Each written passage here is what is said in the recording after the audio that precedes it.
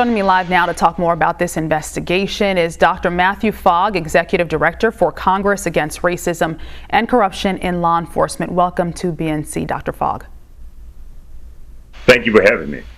As investigators continue to dig into what happened here and the suspect, what exactly are they looking for? Well, you know, my background is 30 years in law enforcement, the U.S. Marshal. I've done a lot of investigations. I think they're just looking for any evidence that they can determine whether or not what the motive was with the suspect. And that's a painstaking process, because usually whenever you have an individual that's sort of vigilante sort of style like this guy was, and there's no real history on him, they're just trying to make that determination. And I think they will be able to, but it's just a painstaking process of looking at everything, where the gun came from, what was his motive, who he talked to, whatever process they can come up with to try to piece this thing together to determine what his motive was. And from your law enforcement experience, when officers are interviewing someone like this, because they said the day after that they had interviewed him while he was in the hospital, what are some questions that they ask for to figure out what a possible motive may have been? Well, you know, why did you buy the gun? Why did you go in there and do what you did? I mean, those sort of things they would ask him now. Whether he's going to be truthful about it, but they'll keep asking the same questions over and over again to see if he changed his story. But the purpose is to try to determine, you know, what was a timeline, even before this when he purchased the gun. They're going to go back probably, you know, months and maybe even a year to see what he was doing, who he was talking to, and what was the purpose. And that's what they're trying to get out of him right now. So he's the chance to be, he's been lawyered up, he's been probably told certain things, but the bottom line is that's what investigators are going to try to do, see if there's any holes in this story to be able to concretely put it together and give the public and give the prosecutors something to go on. Investigators are saying that he bought that gun, that AR-15 style gun, just 6 days before this mass shooting, and they're saying that that means that he might allude to that, the fact that he might have planned this ahead of time. Is there anything that stands out to you, the fact that he was able to buy this gun despite his family saying that he exhibited some mental health issues? Well, that's the whole process of revamping our gun laws, you know, the vetting process, and how people can just walk in and just buy a gun and have mental issues, everything else, you know.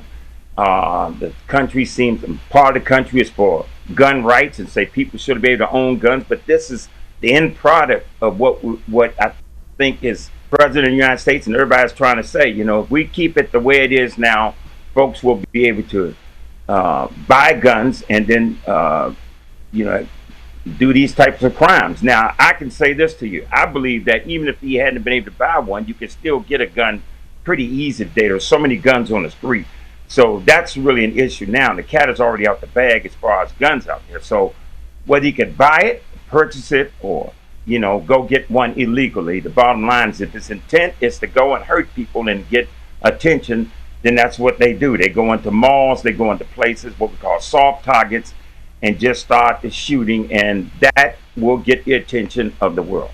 And several states across the country do not have a waiting period for people to buy guns. So you can theoretically go and buy the gun today and tomorrow go and shoot several people without having that sort of background check. Is that also part of the problem here? Could they have caught this man before he went and did this if there was some sort of waiting period? Absolutely. But again, my concern is, even if you weed out, and I'm sure we have the laws, I'm sure that there have been people that have been weeded out as far as had intent to go buy a gun to do something nefarious. But the bottom line is this: when we're talking about guns on the street and being able to obtain them, if somebody really wants to harm and hurt people, they can get guns other ways. But I do think that we have to start somewhere, and that is tightening up our gun laws, the vetting process, know who has weapons, the type of weapon that they're buying. Is there a need to have an automatic or semi-automatic type of weapon like this? What's the purpose of it? These are all the questions that needs to be asked in that stage, where maybe we can be able to stop some of this. But I just see it as, again, if somebody really wants to harm people, there are enough guns out there they can go find one. And really quickly, also from a law enforcement perspective, these people who have committed these mass shootings, is there something specific, a theme or a commonality between some of these mass shooters that we've seen? Well, I mean, they all seem to be angry about the system or have some predisposed notions that the system is not working correctly, and therefore, in their minds, they believe that they can go out here and commit these crimes and do it to get attention. I think that's really what the whole process is. They know once they start to shoot and kill people just randomly, they know that's going to get the attention of the world. And so that's the first goal, is how do I get out there, do this stuff, and get attention to where now people they are hoping in their minds in some way they're fooling themselves, but they're telling themselves this will correct the problem. We know it won't, and that's a mental issue. But again, when we see gun violence, we see it happening in urban areas around the country. We see hundreds of people being killed, and guns are out there. And so if we're just looking at how do we control guns, this is a process that we should have been doing years ago, but we got to start somewhere. But again, I think the suspects are trying to get the attention of the world. And when you go shoot people you have no connection with at all, and you go into malls and you go into churches and places like that, you will get the attention of the world, because people are beginning to feel like, do we go into a police state? Now do we start to have security operations everywhere you go, where you go to church, magnetometers? All of this is stuff because there are so many guns that are still out there right now. Dr. Matthew Fogg, thank you so much for your time and your insight.